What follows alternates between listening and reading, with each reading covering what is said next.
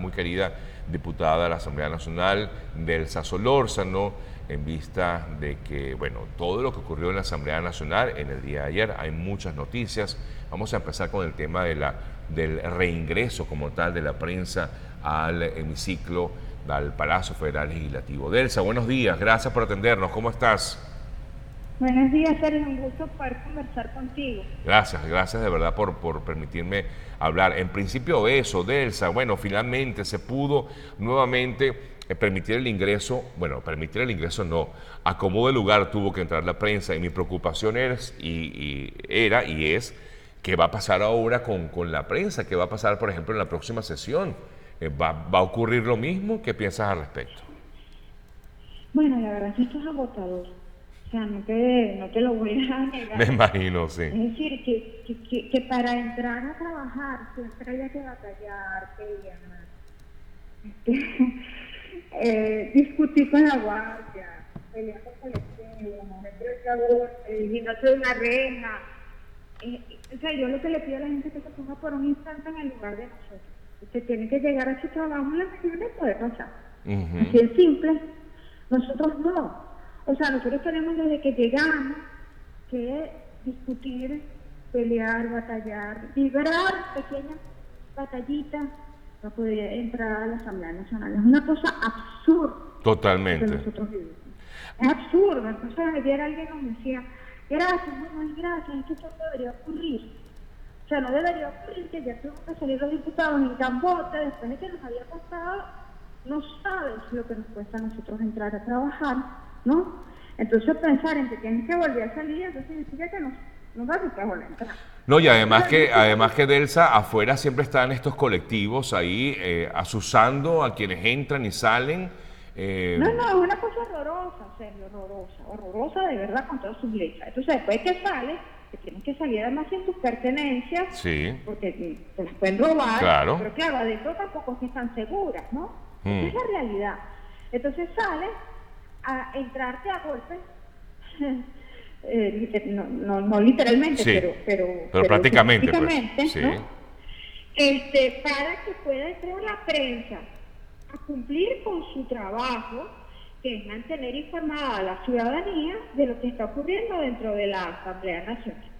Entonces tuvimos que salir a la esquina de San Francisco para vencer la primera barrera, después de que vences la primera barrera, para entrar ya a las inmediaciones. Pues bueno, a mí me tocó guindarme literalmente, estoy exagerando, en la reja de entrada de Palacio para que no la cerraran y la prensa pudiera entrar junto a los diputados. Eso no es lógico. No, no es Eso no lógico. está bien. Eso no está bien y eso no hay que Ahora, ni yo te agradecerlo quiero, ni felicitarlo. yo te Eso hay quiero, que condenarlo, sí, porque eso no es normal. yo te quiero preguntar justamente eso, Delsa. Eh, ¿Cuál es el objetivo? O sea, ¿para qué impedir el acceso si saben que ustedes tienen que trabajar y que la prensa tiene que trabajar? Es una demostración, porque eso se hace solamente en dictadura, Delsa. Pero solamente en dictadura, es que aquí vivimos en un jardín de rosas, acaso, y estas cosas cuando ocurren, yo siempre ratifico que a ver, hay gente que dice que vivimos en dictadura, pero no se lo cree, o no lo internaliza, vivimos en dictadura, una dictadura que es capaz de eso y de más, una dictadura que tiene Sí, a no- un montón de somos 121 parlamentarios sometidos a acoso. 121 en nuestras casas, en nuestras familias, o presos, a acoso grave. Y cuando yo digo esto, serio, no me estoy refiriendo a que te miraron feo. no, O sea, me claro. estoy refiriendo a amenazas graves de muerte contra nosotros o con nuestras familias, a que hay diputados presos o desaparecidos en el exilio o en la clandestinidad, o quienes estamos aquí estamos amenazados gravemente de muerte. Es la verdad. O nos persigue el CEDIL o ambas inclusive. Es decir, estamos sometidos a una situación grave, los parlamentarios en este país. ¿Cuál es el objetivo? Que no sigamos trabajando, que no volvamos a la asamblea, que todo el mundo se vaya o se esconda, porque al final del día, bueno, ese no es el trabajo del parlamentario, esa es la realidad. Claro. El parlamentario está electo para legislar y controlar. No para pelear con la Guardia Nacional, entrarse a golpes con los colectivos, o recibir golpes de los colectivos, que te metan presos, que te desaparezcan, que te escondan. Ese no es el trabajo del parlamentario. Ahora bien, cuando nosotros fuimos candidatos, y esta es mi posición personal, Sí, la mía, sí. en una dictadura sabíamos que no íbamos a hacer el trabajo normal de un parlamentario en el mundo. Y por eso, saber que vas a enfrentar a una dictadura en un proceso electoral, que si bien fue el último proceso que podemos llamar como electoral en Venezuela, fue un proceso con amplio ventajismo, donde yo, por ejemplo, en mi circuito, en mi circunscripción, dependiendo del país donde estemos, se dice de una manera distinta, tuve que enfrentar a una candidata, la del oficialismo, que mientras yo llegaba diciéndole a la gente que teníamos que luchar por la democracia y la libertad y que teníamos que hacerlo juntos, ella llegaba repartiendo neveras y televisores, y a pesar de eso le ganamos 80-20, ¿no? Porque la gente no dio su conciencia, había ventajismo electoral. En mi caso tuve que competir con una tarjeta que pusieron, que era la otra tarjeta de la unidad, y entonces decían, hacerle fraude a la gente para votar por Delsa, voten esa otra tarjeta, y cosas como esas que ustedes conocen. A ver, yo sabía que estaba enfrentando a una dictadura y eso tenía que prepararnos para lo que venía. Entonces, por eso mi decisión, en mi caso, que yo me quedo aquí, ni me escondo ni me refugio, y que la dictadura haga lo que le dé la gana, pero yo voy a seguir luchando contra ella. Aunque haya algún tipo de sanción, disculpa que te interrumpa, Delsa, aunque haya algún tipo de decisión como la que se ha tomado en contra de tus colegas parlamentarios por parte del Tribunal Supremo y de la Asamblea Constituyente. Sin ninguna duda, esa es mi decisión. Yeah. No es una decisión fácil, pero es la mía. Claro. Estas son decisiones personales de cada quien. Claro. Delsa, que quisiera precisar contigo algunas cosas de lo que ocurrió ayer en el Parlamento. Primero que nada, se cambió la agenda que se tenía para ayer y no se habló del TIAR. ¿Hay algo en particular con eso? O sea, ¿están dándole un poco de largas al tema del TIAR? No, para nada. El TIAR no estaba en la agenda de ayer. Ah, bueno, porque tenía entendido que ayer se discutía, ¿no?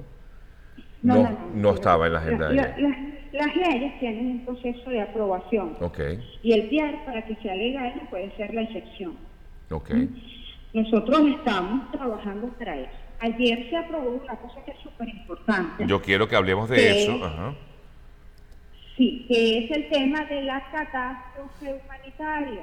Hay detalles que no puedo dar. Pero yo sí te lo quiero preguntar, porque lo que dice parte del texto que ustedes aprobaron en el día de ayer, pues insta a las comunidades o a los al mundo, pues a estar pendientes justamente para evitar que los usurpadores sigan condenando a la muerte a los venezolanos. Y cuando uno lee eso, uno piensa inmediatamente, ¿será que este es un paso previo a lo que sería la aplicación del artículo? Lo que nosotros estamos haciendo son pasos legales necesarios. Previos al artículo 187, disculpa que te precise tanto, Delsa, ¿sería un paso previo al artículo 187, numeral 11? Yo estoy desesperado porque alguien lo pida, por cierto. ¿Cómo? Porque Repite. El 187 dice, yo estoy desesperado porque alguien me lo pida. Porque el 187 dice autorizar, no dice solicitar. Okay. Es la realidad. Ok. ¿No? Entonces, alguien tiene que solicitarlo para nosotros autorizarlo. Ok, entiendo. O sea que ningún gobierno... No lo pidan. Ok, cuando alguien lo pide... Con manos y como sea, pero no lo han pedido. Ok, si lo piden, ustedes, digamos, como asamblea, estarían dispuestos como tal a aprobar de inmediato el artículo 187. Sí. Tú sí. Yo sí. Delsa sí. Delsa está dispuesta a aprobar el artículo 187, numeral 11. No, Delsa, yo sé que es un tema nada sencillo, es un tema además que es discusión pública, pero es bueno aclararlo. Por eso yo te preguntaba que si esto que se aprobó en el día de ayer es un paso previo a. Sí, mi amor, son pasos previos a, porque, a ver, el hecho de que nosotros vivamos en una dictadura terrible como la que vivimos, no significa que el mundo también viva así. El mundo vive en democracia y tiene reglas y tiene normas que cumplir y, bueno, nosotros tenemos la obligación de darle cumplimiento a todas las exigencias y a todos los pasos previos que sean necesarios para, por ejemplo, el tema del TIAR o el R2P, ¿no? Que tiene ciertas características para poder aplicarse a nivel internacional. Entonces nosotros estamos haciendo desde la Asamblea Nacional, reitero, todo lo necesario, todo lo necesario. El tema del TIAR requiere una serie de aprobaciones internacionales que no dependen de nosotros, Claro. ¿no?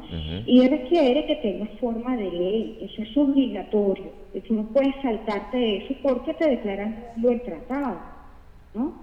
Entonces, ya el tratado se aprobó en primera discusión, el reingreso, ¿no? Falta la segunda discusión, tiene que cumplir el proceso de consulta pública, pero además, está terminando por cierto, pero además es necesario que se hayan aprobado las cosas que nosotros aprobamos el día de ayer, ¿no? Yo sé que todo esto parece muy lento, y créeme que para mí también lo es, porque es que no es que mientras el país se está muriendo de hambre, no está un jardín de rosas, ¿no? Claro. Por el contrario, sufrimos exactamente lo mismo que cualquiera, y súmale a eso la persecución política y el no saber dónde vas a dormir esta noche. Entonces es la realidad. Y, Sí. el seguir parando la puerta de tu casa y persiguiendo a tus hijos o a tu familia. O sea, eso no es que chévere están los diputados, que común están mientras el país muere de hambre. Eso no es así, y todos estamos sufriendo lo mismo. Y hay historias que no se cuentan. Te voy a hablar, yo no estoy autorizada para decirlo, pero bueno, no voy a decir nombre para que no se ofendan mis compañeros. Y los diputados mismos de la familia. Esa es la realidad. De una diputada ayer que me decía, cónchale, qué vergüenza con mis nietos, ella es maestra, que antes esperaban que yo cobrara mi humilde salario de maestra, porque ella vive hoy día con sus hijos, porque el salario de maestra no le daba para sostenerse, como ser parlamentaria, pero ella con su salario le compraba a sus nietos cositas. Okay. Ahora los nietos le dicen, cónchale abuela, desde que tú eres diputada no nos puedes comprar un chocolate, porque ella ahora vive de sus hijos. Claro, ¿no? claro. Entonces, esas realidades que nosotros vivimos, que son historias no contadas. Sí. O sea, ustedes, por ejemplo, no cobran desde cuándo, Delsa, como diputados. Desde mayo del 2016. Dios. O sea, tienen 2 Sí. años sin cobrar. Y, o sea, y, por ejemplo, en tu Sí. caso, y 3 años. en tu caso, discúlpame que, 3 años, ¿verdad? 3 años sin cobrar. ¿De qué vive Delsa Solórzano? De mi familia, gracias a Dios, mi familia trabaja. ¿Del trabajo de tu esposo? Claro, le echan un camión en mi casa para que yo pueda sostener mi trabajo. Esa es la realidad. Esto es una cosa, esto es voluntarismo, Sergio. Y a ver, nosotros lo sabíamos, te repito, esto no es que, ay, pobrecita la sacrificaron, señor. Nosotros tenemos la obligación, porque para eso la gente votó por nosotros, de enfrentar a esta dictadura, y lo estamos haciendo y lo vamos a seguir haciendo. Yo creo en la dictadura que con esta pretensión de hurtarnos, la satrapía, como yo prefiero llamarla, van a lograr, no lo van a lograr. Cuando te digo esto es para transmitirle tranquilidad a la gente y no angustia, para que la gente sepa que estamos aquí y que nosotros no nos vamos a rendir y que vamos a luchar con todas mis fuerzas y en mi caso con la vida o con lo que sea necesario para que Venezuela sea libre pronto. Amén. Eso es lo que todos esperamos. De verdad que no ha sido fácil este proceso y, por ejemplo, sobre todo, Delsa, en estos momentos cuando mucha gente critica que, bueno, que todo está estancado, que Guaidó se vendió, bueno, ustedes saben, tú más que yo sabes muy bien todo lo que se dice al respecto, Delsa, y creo que forma parte de este proceso de palabras de desesperanza que lo que hacen es justamente... amilanar un poco y aminorar, mejor dicho, el trabajo que se ha venido haciendo hasta ahora, ¿no? Pero ¿cómo tú le pides a una persona que está sufriendo tanto, Sergio, Sí.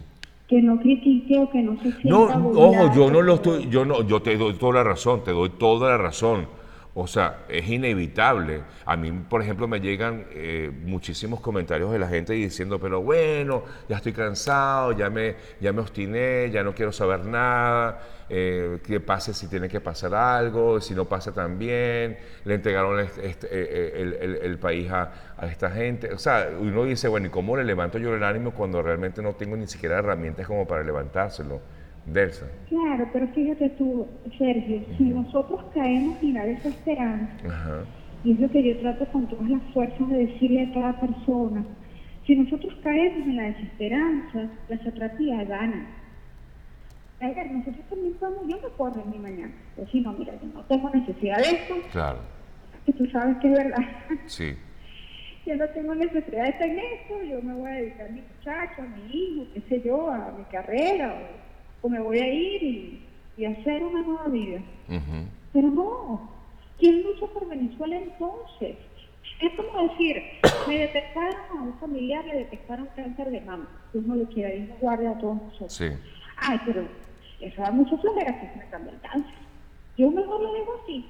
No vale. El cáncer se combate y usted se hace quimioterapia y usted hace lo que tenga que hacer para salvar la vida de sus familiares. Claro. Eso es feo de Venezuela, de nosotros.